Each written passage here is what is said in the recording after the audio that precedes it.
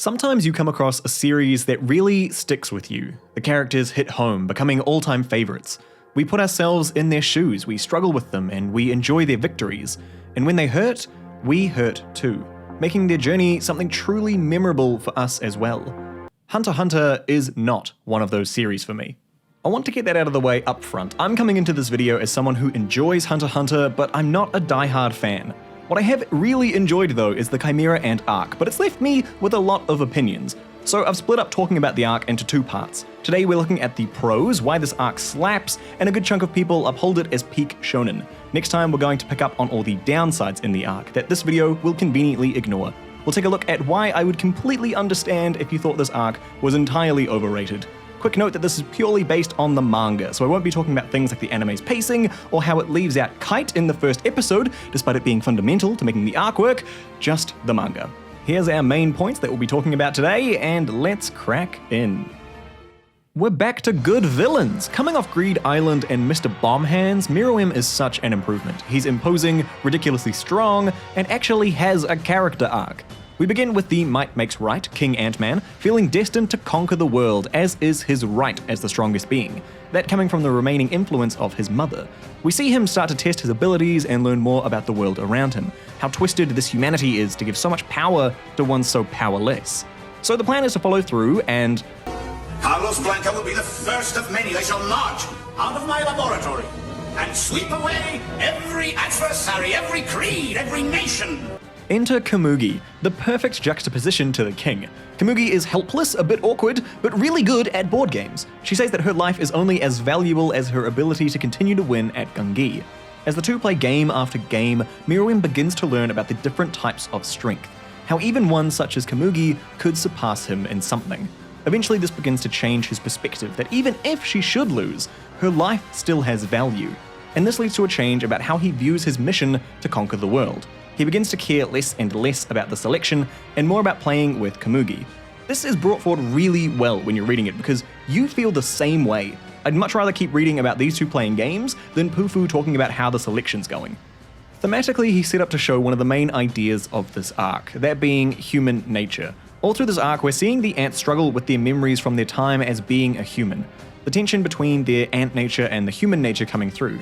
This is set up really early, with the ants becoming more individualistic and seeking out names for themselves. Likewise, the king is gaining a sense of humanity, whether by nature like the other ants, or by nurture through his interactions with Komugi.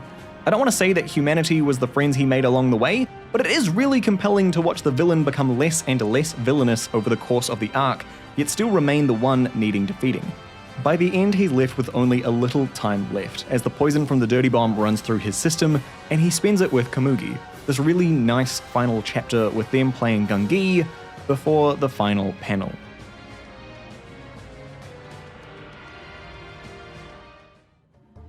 This arc starts so well. Within the first 5 chapters, we've already got a full context of everything we need. We establish Kite and the gang, what the Chimera Ants are, the issue that the Queen creates by assimilating humans, the genuine threat that could turn into with Bogai being taken down, and even some of the hints of humanity coming through in the ants.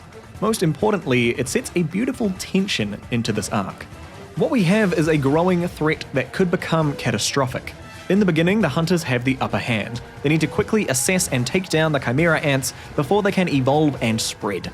The ants are the underdogs, but manage to pace along until the birth of Pito. And this is where the tension shifts, with the ants gaining the upper hand over the hunters, perfectly summarized with Kite's quick execution. Then it kind of switches back again with the chairman and co arriving on the scene, barely to last a few chapters before being given back to the ants with the other royal guards being born.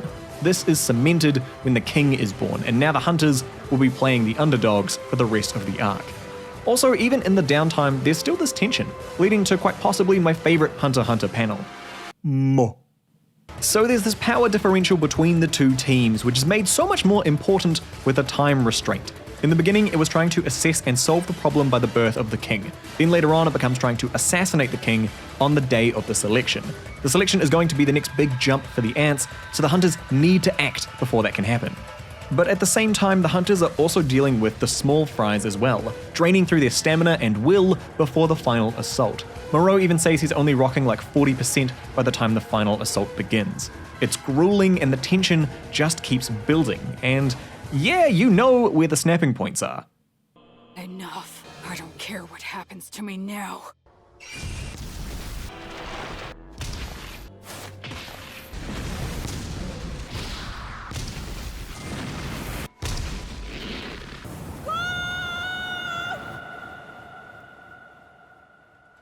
These moments hit so well because it's the tension finally being released, finally exhaling after holding our breath for so long, bringing it down to a bittersweet, cathartic conclusion. You can't talk about this arc without mentioning the last third. The assault on the palace is amazing. We get very clearly established roles for everyone in the team, the targets that need taking out, and the priorities in the mission. We get a battle plan to follow and an unexpected element as well. By this point, we know so much about the main cast's strengths and powers. Now we finally get to see them use it, and if they can pull off this mad plan. Quick side note, the new hunters in this arc are really welcome additions. It's cool to see Togashi give his Yu designs new life in Knuckle. So quickly it dissolves into madness, but it's all madness you can follow. One thing I really credit this arc for is that the royal guards have been built up as stronger than the chairman. The hunters present try to take them down, but they really shouldn't be able to. And they don't. 2 out of 3 die to the nuke, and the other one gets taken down by Big Boy Gon. The struggles in trying to take down Yuppie as he just rampages is great. Characters tag into and out of the fight, and they still never manage to bring him down. And the Mereum Netero fight. I am a sucker for battles between characters at the peak of the power system, and this one doesn't disappoint.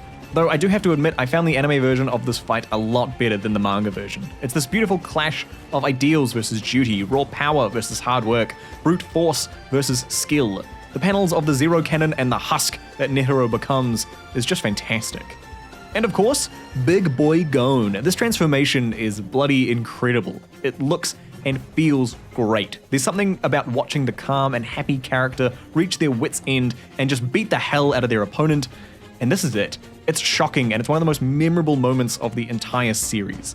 If you've only watched the anime, it's chapters 306 and 307, and is absolutely worth a read. The Chimera Ant Arc is my favourite arc out of all of Hunter x Hunter so far. We'll see if the Succession War can kick it off the top spot when it's finished, if it gets finished, but this is the arc I would most happily go back to read at the moment. I can understand why so many people hold it in high praise, and if you haven't read it through yourself, I definitely recommend it. Next time we're going to take a completely different approach and talk about some of the biggest shortcomings in this arc, why I would totally understand if you found this arc overrated.